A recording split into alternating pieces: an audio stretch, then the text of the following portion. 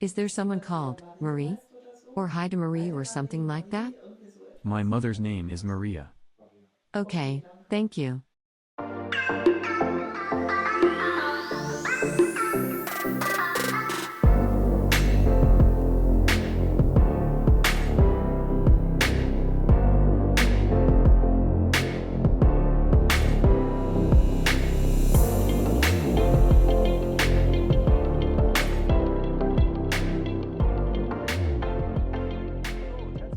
Hello and welcome to a new video on my channel. A few days ago I went to the practice of the medium Bettina Suvi Rode in Dortmund. We wanted to measure brain waves with an EEG. That is, I equipped Bettina with a kind of bathing cap where the sensors are built in, and we wanted to record brain waves while she was giving messages. There were also 2 test clients on site. Then Bettina connected herself to the spiritual world, and she gave messages to the 2 test clients one after the other, so she contacted the deceased relatives of the 2 test clients. In this video, I don't want to go into brainwaves so much, that will all be published later, and we have to do a lot more research on that. It is far too early to publish results on the EEG measurements. No. In this video, I would like to report on something else. You may have already seen it in the intro. I was allowed to film the mediumistic sittings, and some really incredible messages came through. And I asked Bettina and also the 2 test clients, whether I could possibly publish some scenes from these sittings. And they all agreed, for which I would like to thank them very much. Out of consideration for privacy, the 2 clients will of course remain anonymous.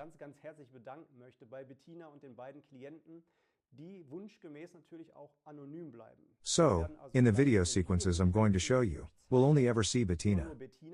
And then please don't be surprised that she's wearing a black bathing cap on her head.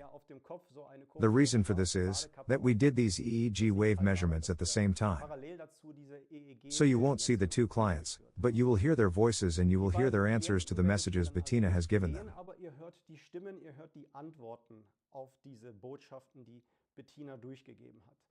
I find it extremely valuable that we can now really look into the everyday life and workings of a medium. I would like to show you various examples of how Bettina works, that is, how she receives the messages, how she interprets and translates them. I think it's very important that you understand how it works. Because you mustn't imagine that an afterlife contact works like a telephone conversation. According to the motto, Bettina is connected, and now she gets everything clearly transmitted. And her messages have to be 100% accurate and precise. Unfortunately, it is not that simple.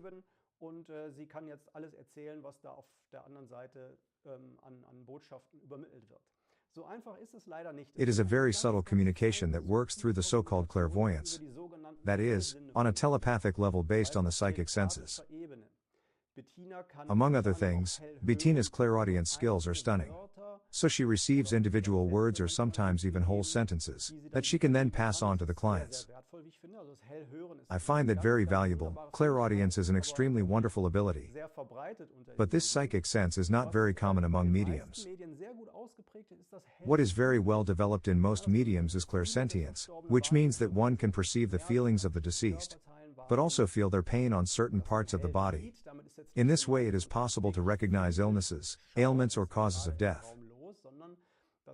Clairvoyance does not mean that you really see with your physical eyes what is happening in the room, but it is more like a kind of memory. Things suddenly appear in the front of your mind, it's more like a memory. Bettina then has to try to combine all these impressions and perceptions. Clairsalience and clairgustance will also be presented to us with beautiful examples in the video sequences I will show you in a moment. Keep in mind, that even when you receive all these impressions from the deceased through the clairvoyant senses, this does not guarantee that the translation for the bereaved person is going to be successful. There is definitely the possibility that certain things are misinterpreted. That can always happen, that impulses, images or symbols are received, so to speak, and then an error happens in the translation. Before we look at the videos with Bettina and how she transmits messages, I would like to show you a slide from my presentation on the AREM study. This is currently the largest empirical and evidence-based study in the world with 500 international participants on mediumistic afterlife contacts. On this slide you can see statistics on 500 participants. The question here was there such highly specific information in the messages that the medium could not possibly have known? We see that 431 people out of the 500 participants said, yes, definitely yes. There was such highly specific information in the messages that no one other than the deceased and possibly oneself could have known. As some of you may already know, we have differentiated even further in the UREM study with regard to the highly specific information. There is such highly specific information that the survivor can verify immediately. But we have also had a lot of messages that initially nobody could do anything with, neither the medium nor the survivor. And then these messages were subsequently understood and positively verified through research and asking other relatives and friends. But these statistics, which you can see here, refer to the immediately verifiable messages and pieces of information, and they are an impressive 86.2%. I think these are really very impressive figures. But one should keep in mind that about 1 in 6 participants did not receive such highly specific pieces of information. And it can even happen that a sitting doesn't work at all. By the way, the medium does not always notice this. It is often the case that the medium him or herself notices whether the connection to the deceased is good or not. If the connection is not good, it is usually suggested to break off the sitting. But sometimes it is also the case that the medium cannot really assess the quality of the connection very well. So a medium is not always really sure whether it was a good or a bad sitting. That's why Bettina was really very happy that we did this study. Because this way she got such clear feedback and was able to assess how accurate her statements actually were. So, what can be the reasons for a sitting not working well? There are many things that we cannot influence in such a sitting. In a laboratory experiment, I can always make sure that the framework conditions are always the same. If, for example, I heat a pot of water and we do not change the air pressure, then the water will start to boil at 100 centigrade. I can repeat this 1,000 times always with the same basic conditions. Then it will always be the same that at 100 centigrade the water boils. But in an afterlife contact we are not under laboratory conditions. There are a lot of influencing factors that we don't even know about and that we can't determine and influence. For example, something like, what does the spiritual world actually say about this? Is it the right time to give this sitting? Should the bereaved person already experience healing now? Or is it possibly too early? If the time is not right, then I can go to the best medium in the world. It won't work. And one must not say then, based on one's own negative experience, that it's all just spin and fraud and money making. No. If the time isn't right, then it shouldn't be that way. And then you might have to wait, grow, and possibly go to another medium at a later time. Because the medium you have chosen is not necessarily always the right one for you. This can also be a reason why a sitting does not work well. In summary, we can say that we have to take into account various influences on the quality of a sitting, some of which we do not even know about. Nobody can give a guarantee for a good, successful sitting. So, now I have talked long enough. We'll just start with the video sequences, which I will interrupt from time to time to explain the situations. Did he like going to the theater? Or did he have anything to do with the theater? Because I hear a song.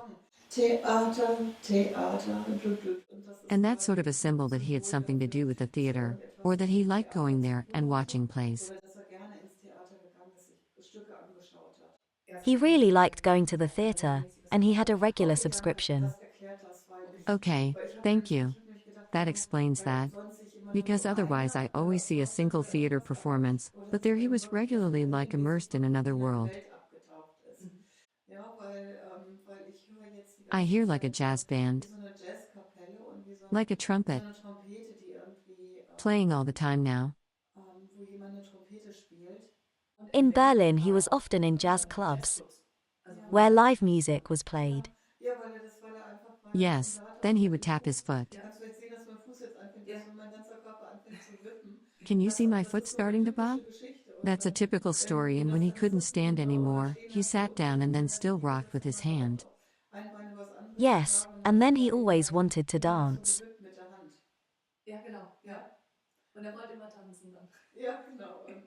Is there someone called Marie? Or Heide Marie or something like that?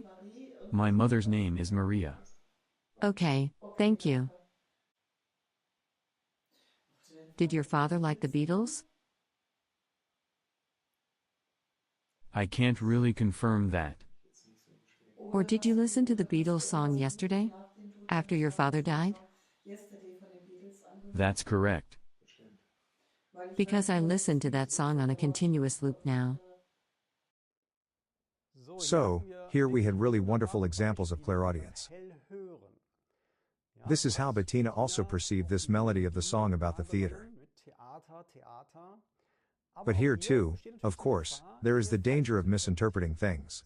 She could have said that the deceased father probably liked to listen to the famous German pop singer Katja Ebstein, because she sang this song. But no. Bettina realized that it was just a symbol. Obviously, the deceased liked to visit the theater and went to theater performances very much. But this also shows how fine a line a medium walks. What would have happened if she had said that the father liked to listen to pop songs? That might have been completely wrong. That is also the experience of a good medium, to include the other impressions so that the translation really works well. Now we come to the name. Marie or Heidemarie was said. Then the client said, "Yes, Maria is my mother's name. And I don't want anyone to get the idea that the name was wrong. So I think that Marie can definitely be taken as Maria." So here, too, not every single letter is perceived precisely.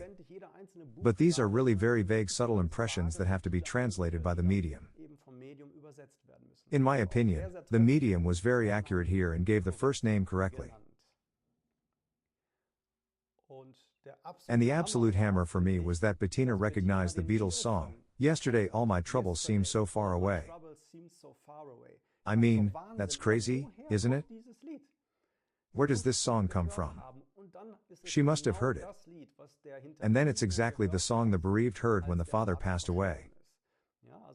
So it's a very emotionally charged song, and it also shows so wonderfully that the deceased father was obviously there, that he accompanied his grieving son afterwards, and that he saw him listening this song constantly during this time of mourning. Bettina has recognized this wonderfully. She has correctly recognized the melody, the song, and also the situation. I think clairaudience is an extremely valuable ability.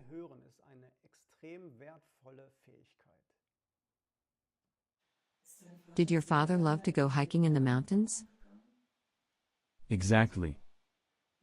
Because I see mountains appearing in front of me. I'm more the sea and beach type, but your father needed the mountains and he really liked to be up somewhere. And there seems to be a photo of him standing at a summit cross, something like that. Can you confirm that? I can confirm that completely. Yes. These are also countries, Mediterranean countries, that he also liked. He also loved being by the sea. He is taking me to a world where it smells of mimosa. I see a kind of stone wall, like a fortress or an old castle, from where you look out over the sea.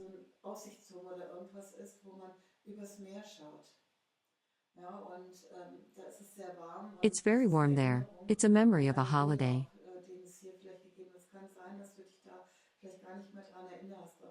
It must have been in southern Spain. We had a house in Spain. Okay, was that near Alicante?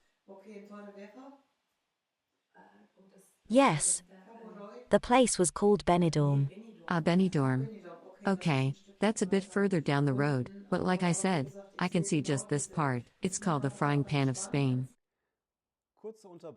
Short interruption.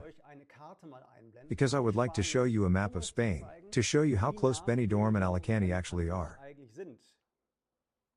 So here we are on the map, and I find it so fascinating. I mean, maybe if you, as a medium, get the country right and say, "I see Spain here," or "it feels like Spain." But here they work with a precision that I can't explain in a purely materialistic way. Bettina names the place Alicante, so she can even say which region in Spain the deceased is talking about. And then that is also accurate. I find the precision with which work is done here really stunning. Okay, because we also had a house there. I'm exactly in these memories, they are my memories, so to speak. He shows me things that I also know, and I also smell mimosa. It must have been something special, the smell of the stones in the mimosa when the sun shone on them and he looked into the distance from there. He really loved that.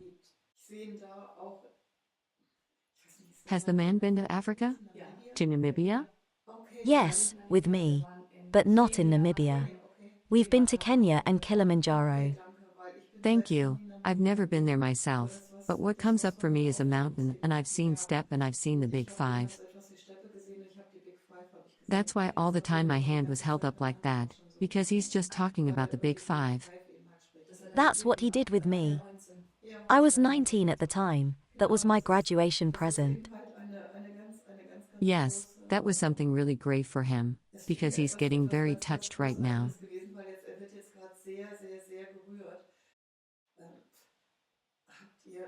Do you have anything planned for a holiday outside of Europe? Yes. I first saw a stopover in Dubai. And then it goes further. Because your father is happy when you do these trips, and he gets to come along and see it through your eyes.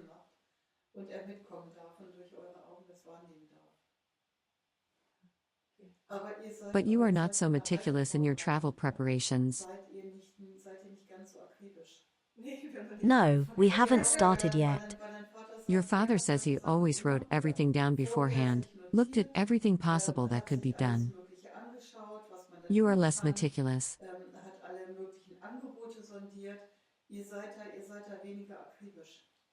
Yes, we're just starting for September. Your father would appreciate it if you were more involved with the preparation.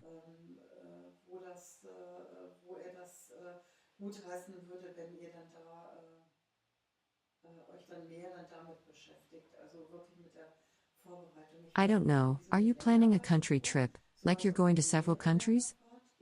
Yes. As if it's something like Vietnam, Myanmar, or Thailand? Yeah. Vietnam, Laos, and Korea. Yeah, okay, so you're going to do a stopover in Dubai on the flight.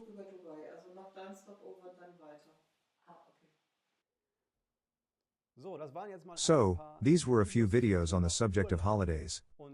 And Bettina used several clairvoyants to deliver the messages. The clairaudience was used again. So Vietnam was mentioned as a holiday destination, which was also true again. The trip was actually planned to Vietnam, but also to Laos and Korea. The region described here was again absolutely right. Besides clairaudience, the medium's memories were also used.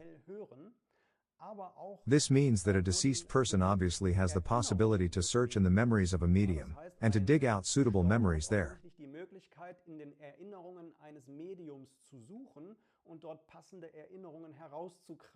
In this way, Bettina now also remembered her own time on holiday in Spain.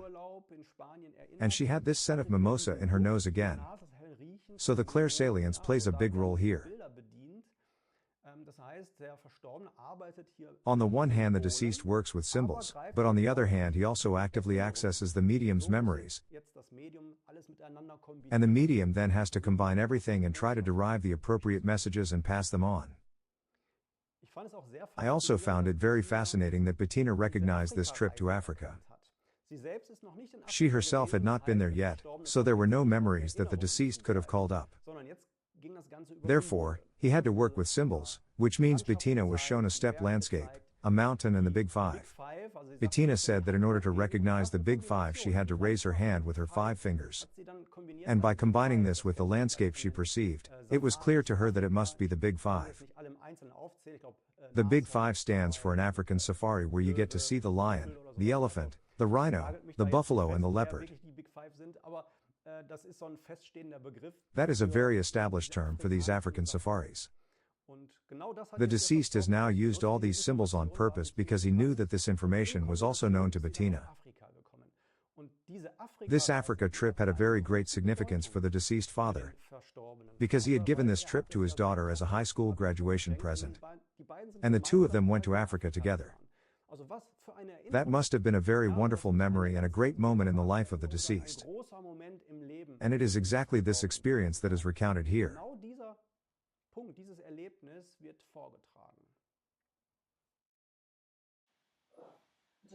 Did your father like to eat things like bacon? Yes.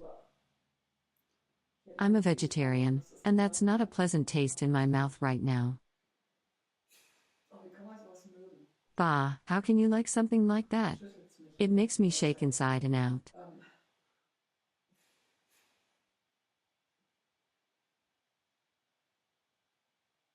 I see something like a wooden board with bread on it.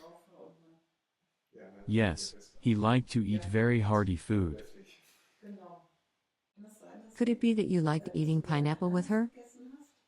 Yes, with pleasure. Fruit all the time. Because she shows me pineapple, that she used to give you pieces of pineapple and that you liked to eat that as a child. Yeah, still do. Is that something you ate a few days ago? Because I see a fresh pineapple. I just bought a fresh pineapple. It's still there. Okay, because your grandma says she liked them too and she asks that when you prepare the pineapple that you think of her. She says it's a taste that makes her mouth water, as it does me right now, even though I'm highly allergic to pineapple.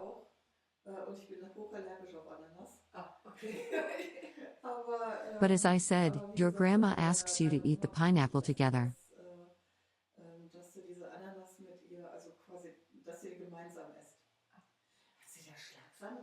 Did she put whipped cream on it? Did she? That would be a sin. When I was a kid, she used to put sprinkles on it. Yes, there was just something on it and it looked like whipped cream to me, but of course it could also be sprinkles. That's shown here as a synonym for me. Here the Clairgust dance played a very big role. I find the example with the pineapple very impressive because the pineapple obviously played a big role in childhood. Because when the bereaved was still a child, her grandmother liked to give her pineapples.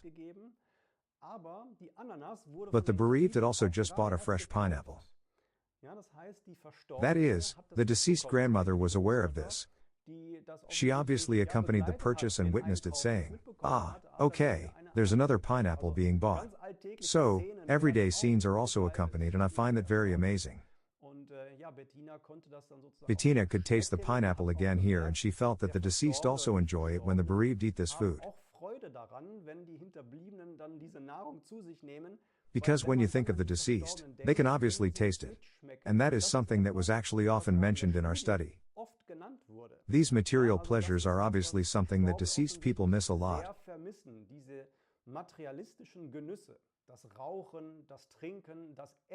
So the smoking, the drinking and the eating, all these things are missed. The deceased give such messages quite often, that they ask their relatives that the next time they eat, for example, ice cream, fruit or a roast beef, that they should please think of them. It was exactly the same with the pineapple. What was said at the end of the video sequence about the cream and the sprinkles, I think is also a very important point.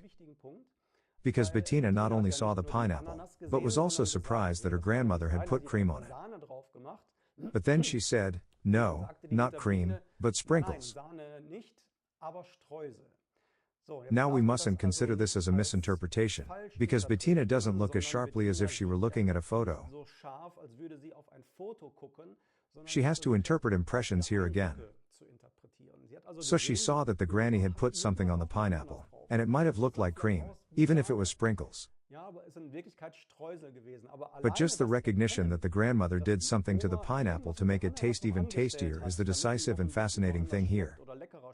Whether it was cream, sugar or sprinkles is irrelevant.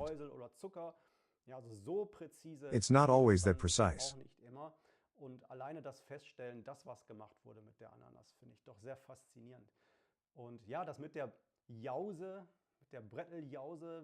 I also find the OC thing very fascinating. A Yosi is a typical term from southern Germany and Austria for a hearty meal. It is a wooden board with bread, lard, ham and schnapps, just exactly as Bettina described it. The bereaved then confirmed that the deceased father had loved such food. Bettina also had these tastes in her mouth.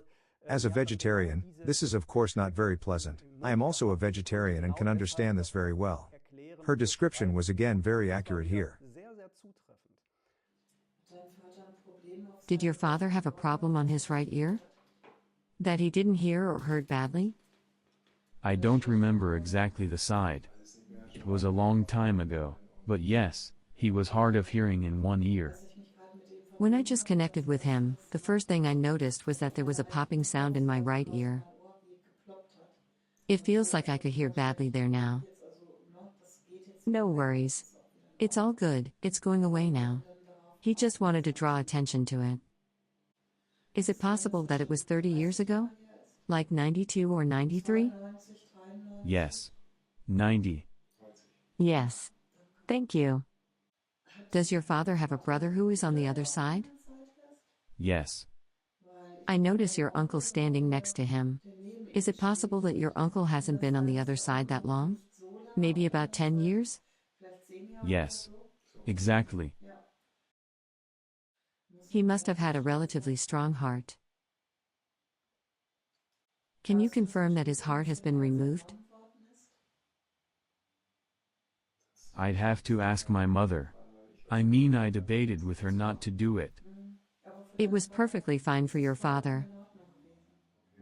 Yeah. I think you're right, because I think it was about the heart.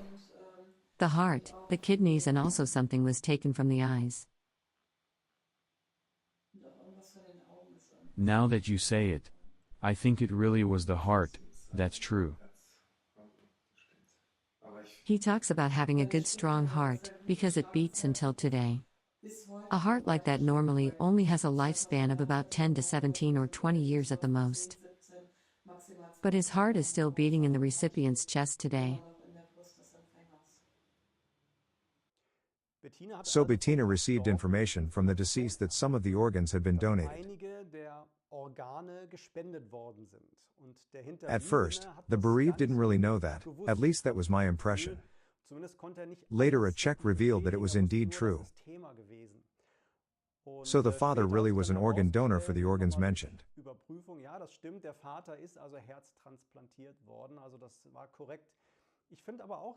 But I also find it very fascinating that the deceased said that his heart was still beating.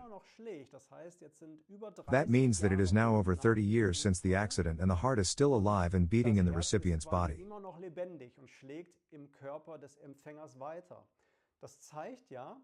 This shows that the deceased must still be connected to this organ in some way. That is also something I describe in my book.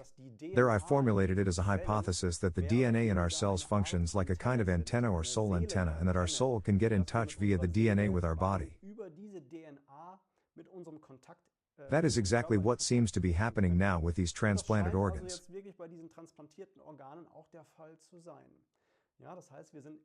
Deceased people are apparently still connected to their organs.